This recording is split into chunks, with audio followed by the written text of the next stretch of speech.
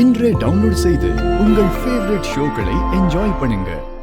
கல்யாண வீட்டு வீடியோ கேசட்ல நீங்க வந்தது, போனது, சுத்தினது, சாப்பிட்டது எல்லாம் பதிவாயிருக்கு. உங்களுக்கு தான் கௌதம்ன்றதே ஆறுண்டே தெரியலண்டா.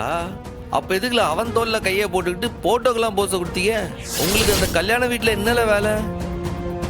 மண்டபத்து வெளியில இருக்கிற சிசிடிவி கேமரால சிவபாலன் வெளியில போனதும் அவன் பின்னாடியே நீங்க அவனை துரத்திட்டு போனதெல்லாம் பதிவாயிருக்கு. இன்னமும் எனக்கு கௌதம் ஆறுண்டு தெரியாது, சிவபாலன் ஆறுண்டு தெரியாதுன்னு நாடகம் ஆடிய இல்ல Pandey. Sir sir sir sir சொல்லிடுறேன் சார். சொல்லுல சார் நான் உண்மையை சொல்லிடுறேன் சார். சொல்லு. ஒழுங்கு மரியாதையா ஒண்ணு விடாம என்ன நடந்ததுன்னு சொல்லணும். நாங்கள் எல்லாரும் கௌதமோட திக் ஃப்ரெண்ட்ஸ் சார். நாங்கள் எப்போதும் கௌதமோட ஒன்றா தான் சுற்றுவோம். கல்யாணத்தன்னைக்கும் கௌதம் எங்களை கூப்பிட்டான் சார். நாங்கள் அங்கே போனோம்.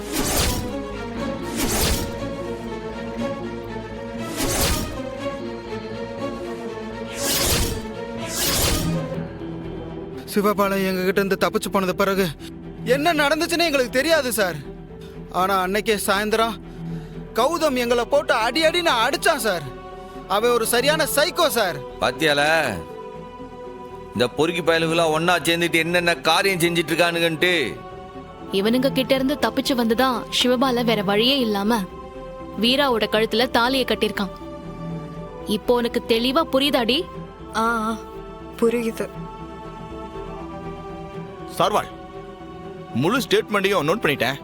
எனக்கு ஒரு டவுட். என்னையா டவுட்? சொல்லு. இப்ப நடக்கிறது மாலதி கொலை கேஸ்.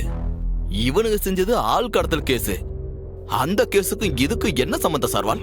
அண்ணாச்சி, மாலதி கொலைக்கும் இவனுங்க சிவபாலனை கடத்தினதுக்கு நிறைய சம்மந்தம் இருக்கு அண்ணாச்சி. அதெல்லாம் நாம போறவ பேசிக்கிடுவோம்.